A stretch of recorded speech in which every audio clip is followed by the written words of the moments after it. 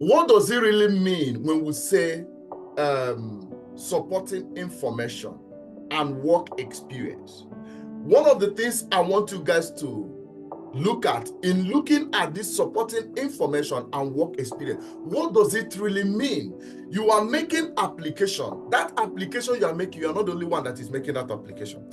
As a matter of fact, I have been told by my manager when I was in an NHS hospital that about they needed, I think for one position, I think so, just for one position, and about 100 and something people applied, and interestingly, most of them, they were from Nigeria. So you are not the only person making the application, and this is again goes a long way why I say don't copy the information I'm going to give you. Let it be a guide to formulate your own unique one, and when you do that, be careful from sharing it to people. Okay, because sometimes people say, I will change it, but in the end, they are going to copy it exactly. So be careful with that. So when you apply for a job, what does it mean to have a supporting information? So you've said you are HCPC qualified. You said you've worked in the laboratory. When you are presenting all of that, what you are now doing is that you want to force the hands of the panel or the management to shortlist you. And what it means that whatever thing you are saying doesn't just have to be what you have done. This is where people make a mistake. It doesn't just have to be what you have done. It has to be what is being done in that place you apply for that job. I hope you get that correctly. Okay, so if you have said, for example, I have done a blood group and antibody screening. Now you need to make sure that when you make that statement, you are going to make the statement in such a way that will reflect what that hospital is doing or what is obtainable in the United Kingdom.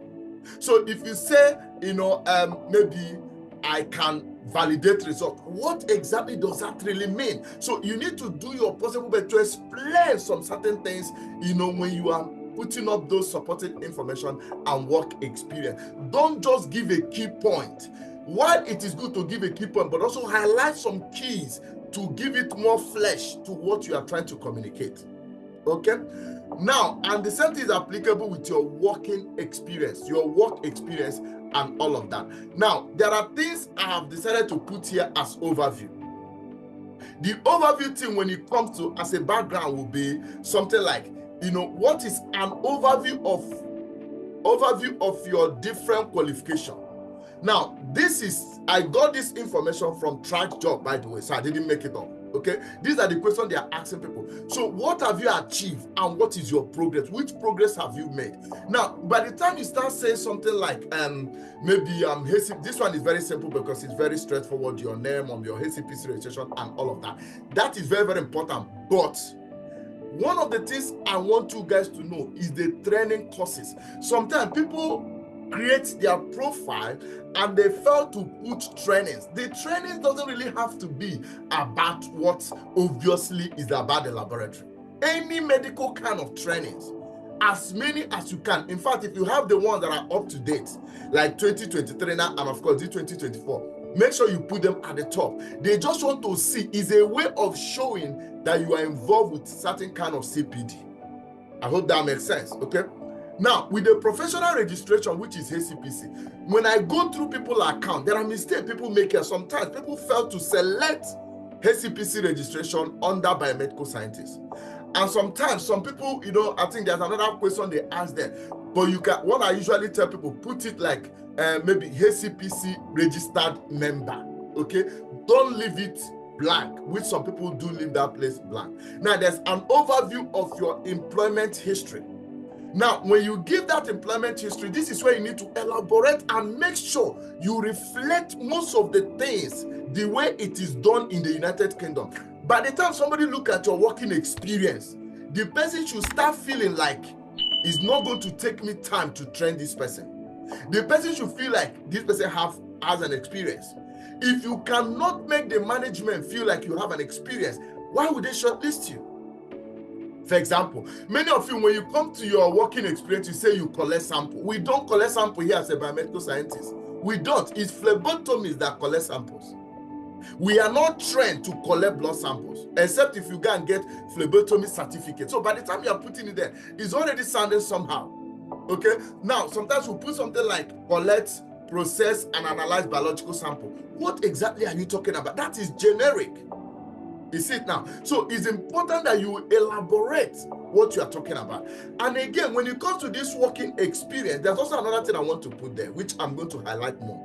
You need to know that as a biomedical science department or scientist, as a profession, we have different units. For example, we have microbiology, immunology, histopathology, biochemistry, hematology, blood transfusion. The question, what are you applying for? You see it now. So if you're applying for biochemistry, let your experience, especially the recent one, so where you're working currently, when you are developing your working experience, when you come to the recent one, don't make it generic if you can, except if you are claiming that maybe you just finished your internship, whatever. But one of the things I tell people, if you're applying for hematology, make that recent. It doesn't matter what. Let's say if you've worked in 5 places, the previous ones is not my problem. You can put it generic, which I'm going to show you, is not a problem. But the current one, the current place of work, make it to be all about that unit you're applying for. Make it to be all about hematology or micro or biochemistry. Don't come and start putting information as if you are still a general biomedical scientist. No, make it that this is my area of specialty, because that is what you're applying for. That means when you develop this thing, you need to know when to use what to use. For example, if you're applying for histopathology, when you come to your work experience on the recent place of work or your current place of work, it should make it to be all about histopath. Not putting hematology, putting micro. It makes them feel like, okay, this person, what's his area of specialty or what's her area of specialty? Does that make sense? Okay. Now, another thing is that you now look at additional information, which is where your supporting information comes in. Sometimes people just rush and put some few information there, but there are certain kind of stories that you need to tell, to be able to show you understand how the whole laboratory work, to also show that you understand, regulatory bodies that regulate pathology laboratory, to also show that you understand quality control, to also show that maybe you have used this analyzer or that automation or whatever, to also show that you understand quality control, calibration method. There are a few things you need to say there, okay, that can be able to support your information. I hope we are following me so far, yeah? Yes, sir. Okay, good. Right, so let's go to the employment history. When it comes to employment history, there is a need to be able to give overview of laboratory description. Let me give you an example. It doesn't matter the department where you are working, there is a need to understand good laboratory practice. It doesn't matter the department where you are working or your area of specialty, there's a need to understand maybe something like sample acceptance, NHS sample acceptance policy. There's a need to understand quality control. You see it now. There's a need to understand, a number of things, maybe few guidelines as the case may be, okay? If it is something like hematology, there's a need to understand maybe some of the regulatory body or maybe whatever. There's a need to put a general information, which I'm going to give you example. Now, after you've done that, you now need to look at your area of specialty, like I've said. Don't make it generic. So meaning when you are developing your work experience, it will be important to know how to alternate the experiences depending on what you're applying for. And that is where you now need to demonstrate that you are competent, in that area. So if you apply for biochemistry, your working experience should be able to show that you are competent in biochemistry application, specialty. Then you also need to show your competency on the area of analyzer that is unique for that area. For example, if you talk about biochemistry or microbiology or immunology or histopathology, what are the unique analyzer they use there? You need to make sure you highlight it, okay? Because it's important. Most of the laboratory you already know is fully automated, fully computerized. So you need to tell them what they want to hear when it comes to that analyzer. And what by the time you mention that analyzer, you can say what the analyzer is used, like I've put here, okay? So you can say this analyzer can be used for this, okay? This is a core use of laboratory tests of each of the analyzer. You can mention what the analyzer is used for.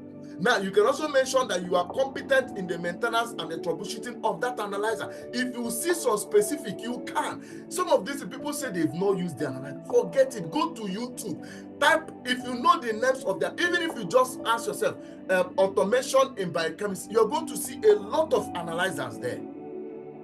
Okay? Maybe once you see a lot of analyzers, pick few of them, listen to them on YouTube, find out how it works. Go extra mile to get information for yourself. It is not all you need to do when you go for interview is to demonstrate that you have certain kind of knowledge.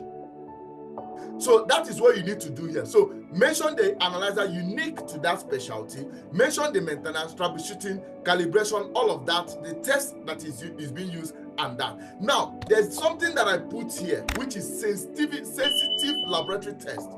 Every department has a sensitive test that they do. Sensitive way of, for example, in biochemistry, one of their common questions is sample contamination. So it will be interesting that when you are writing your working experience in biochemistry, you will highlight that sensitive area. It's area they don't joke with.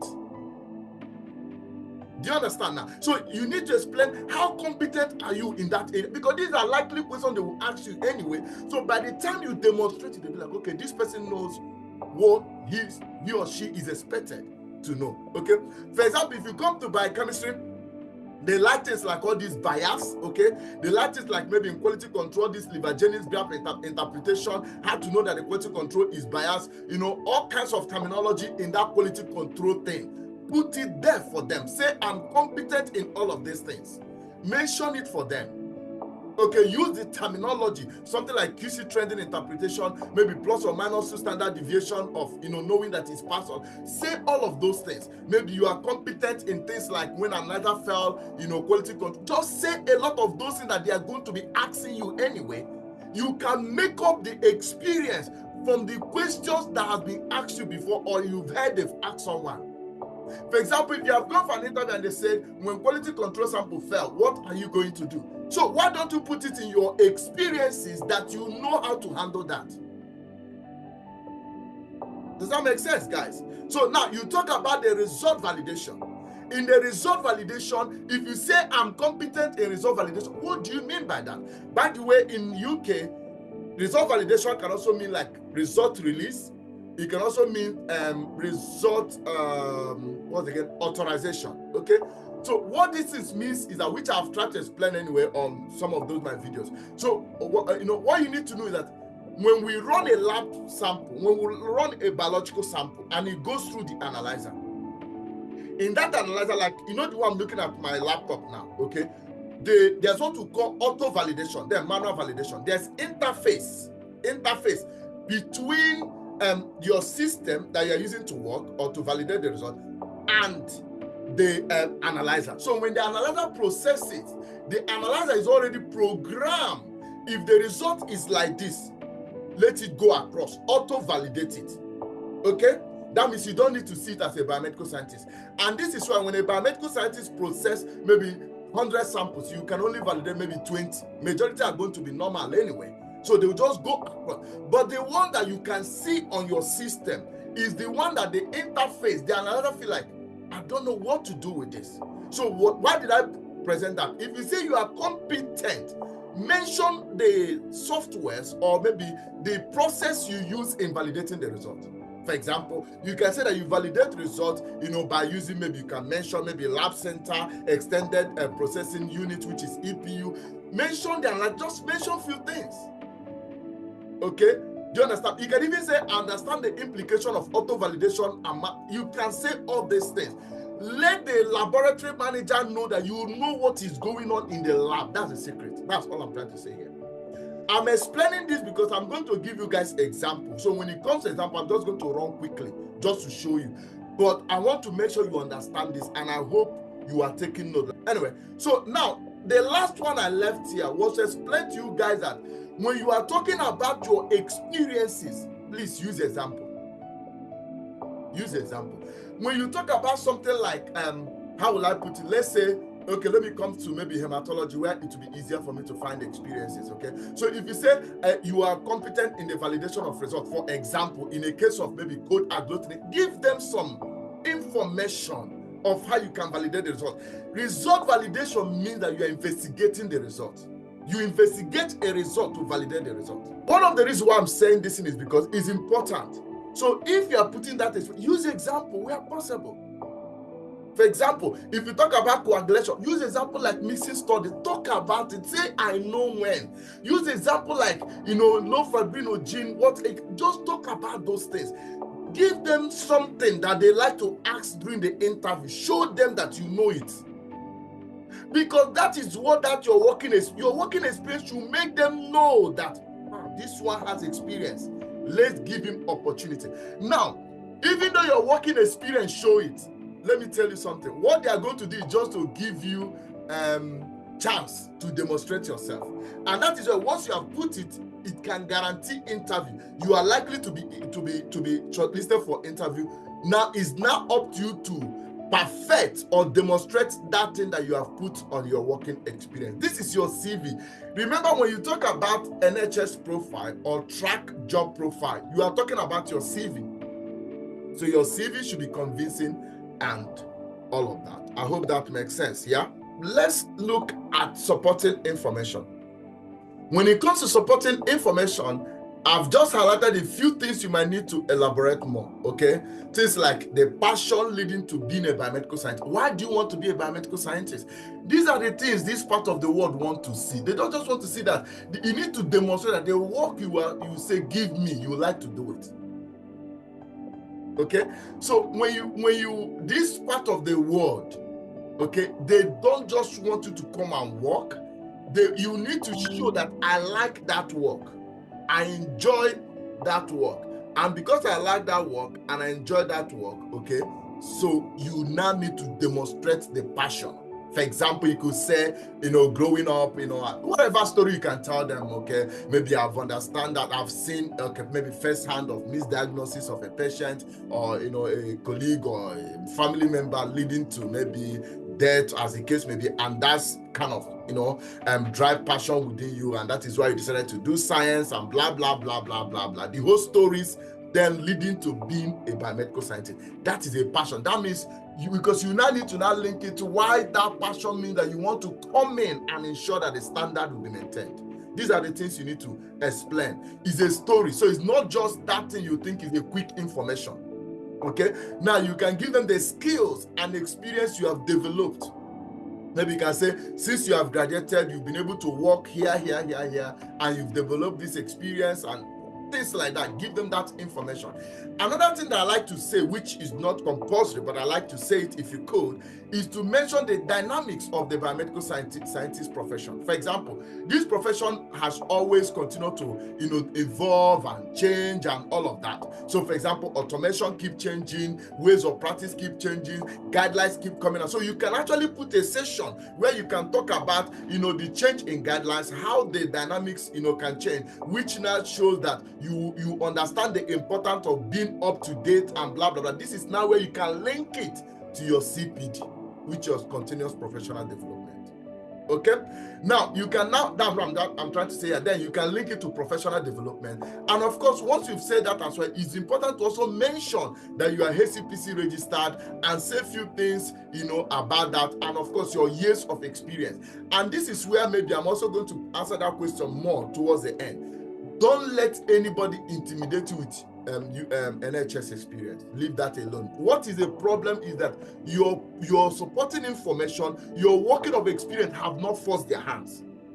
What is experience? Experience is pathology laboratory. When you talk about NHS experience, yes, but if I'm telling you something on my supporting information, my working experience, and it is similar with what you are doing here, to leave that issue of have you worked in NHS? Where have you worked in NHS comes in is when what you are saying is not reflecting with what we are doing here. That means obviously we need NHS experience. That's just what it means. Because we don't want Nigeria experience. What we want is NHS experience. But if where you work in Nigeria or where you work in Japan or where you work in wherever you work, okay, in Philippines, if it shows, if what you are putting there is similar with what we are doing in the UK, we can't question that. All we need to do is to give you the opportunity, and if you demonstrate yourself, we'll give you the job. Okay, now, and of course, you can now, of course, talk about your years of experience, following your graduation and all of that, the places you've worked, what you've learned, the experience you've gained, and all of that, and all of that. And once you have done that, you continue. You can also talk about your ideology or your experience of prioritizing workload approach. Your supporting information is more information because you've told them something on your working experience. So this person knows what he's doing. Supporting information also give you another platform to explain a little bit further the things you've mentioned in your working experience. How do you prioritize work? For example, in your work experience, you can say, understand the implication of prioritizing work based on urgent, whatever. You can say that, and for example, you can tell them anything you want to tell them along that line. Now, with the supporting information, you can also, put more flesh to that. Does that make sense? So how you prioritize work comes in, and your quality control desire, meaning your desire to ensure that the laboratory are within conformance, to maintain standard, to maintain quality management system, and also mention that in your supporting information. It's not just talking about an NHS job, my experience, the analyzer I've used. It's not just all of that, okay? So now, another thing you can talk about is the regulatory body like the UCAS, IBMS, ACPC, International Standardization Organization. You can mention all these, they are guiding that you are competent, you know what it's like. Explain it to them. These are the things they want to hear. You have gone for an interview, they tell you what is UCAS. So you now talk about the guidelines of each of these very regulatory bodies. Talk about their importance, what they are. That's the opportunity to explain that. They will read it. Don't think they will not read it. They will read it. Because what you don't even know is that your working experience and your supporting information, if you answer most of the questions they are likely to ask you in this area, why wouldn't they shortlist you? No, tell me, why wouldn't they shortlist you? They will shortlist you. So, but because that's the opportunity to show what do you really know about this thing you are asking us to give you. Okay. Now, the next you talk about the automation knowledge. What analyzer have you used? Remember that in your working experience, you've mentioned I've used this analyzer. This also gives you opportunity to talk about more about the troubleshooting, because your working experience can be a little bit key points, even if you are explaining something, but you're also highlighting it like in key points, kind of, okay? I will show you guys. But then with the supporting information, you can elaborate it more. Give example where necessary and all of that. So mention the automation, the knowledge you have with examples. Something like that. Now, you can also mention something like management experience with example. For an example, you can say you have experience in maybe management or staff or team lead or whatever. Just explain all of these things, or you understand the implication. There are terminology, there are ways you can use it. Let's say you've not managed anybody. You've not been a laboratory manager, you've not been anything like that. Don't be afraid. Just say, I understand the implication of effective management, and just still say that you understand what it is. Even if you've not done it, but you can still say you understand what it is. Now, of course, you mentioned teamwork and interpersonal, skills and all of that, as an attitude. Conflict resolution, that you know what it means. Many of you guys have gone for an interview and they ask you if you notice that two members of staff are quarreling, or how will you deal with someone that is difficult. That's conflict resolution. So you can have opportunity to explain that you understand how these things work. So how you qualify for the role. This is now when after you've said all these things, you now need to now start, because towards the end, if someone don't read the middle, the person is likely to read the end. People like to read the beginning and the end, even if they're in a hurry. So towards the end, then you can answer something like, how do you then qualify for that job? So you can say something like, before I apply for this job, I've read the work description and all of that, the personal description, and I strongly believe that I'm qualified. Then you mention a lot of things, and that can now help to cement all this information you've been given. And of course, the closing session is that when you finish, you can say maybe thank you very much, looking for hearing from you. Just put your name, and that is it. Be polite in the end. It's not just giving them information. And that way, professionally, what we don't know is that supporting information or working experience shows who we are professionally. You may not know, but it shows that this is who you are professionally. And that is why it's important that you get used to this. Now, if you say all of these things, I strongly believe that they will not have any option, they will not, than to shortlist you for interview. And this is just what I thought I should bring out to you, because this is just the problem people have. Hopefully you've been able to make use of the information that has been given here. So if that is the case, I'm just going to say thank you very much for listening.